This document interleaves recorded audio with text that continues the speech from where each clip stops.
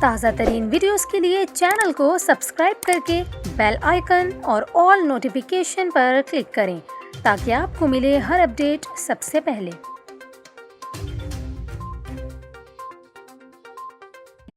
اور یہاں پر آپ کو خبر دیں، شہر قائد میں آج صبح بھی دھند کا راج برقرار رہا، جس کے باعث حد نگاہ متاثر ہو گئی۔ محکمہ موسمیات کی رپورٹ کے مطابق کراچی کے میدانی اور مضافاتی علاقوں میں دھند چھائی رہی، جس کی وجہ سے حد نگاہ متاثر رہی۔ شہر میں شمال مغرب کی سمت سے چلنے والی ہواؤں کی رفتار 1 کلومیٹر فی گھنٹہ ریکارڈ کی گئی، تاہم ہوا میں نمی کا تناسب 92% ریکارڈ کیا گیا۔ محکمہ موسمیات کا یہ کہنا ہے کہ آئندہ 24 گھنٹوں کے دوران بھی کراچی میں صبح کے اوقات میں دھند چھائے رہنے کا امکان ہے، تاہم شہریوں کو صبح کے وقت گاڑی احتیاط سے چلانے کی ہدایت جاری کی گئی ہے۔ اس کے علاوہ محکمہ موسمیات نے بتایا کہ کراچی میں کم سے کم درجہ حرارت 21 ڈگری سینٹی گریڈ اور زیادہ سے زیادہ درجہ حرارت 36 ڈگری سینٹی گریڈ ریکارڈ کیے جانے کا امکان ہے۔ دوسری جانب صوبہ سندھ کے بیشتر اضلاع میں موسم خشک رہے گا۔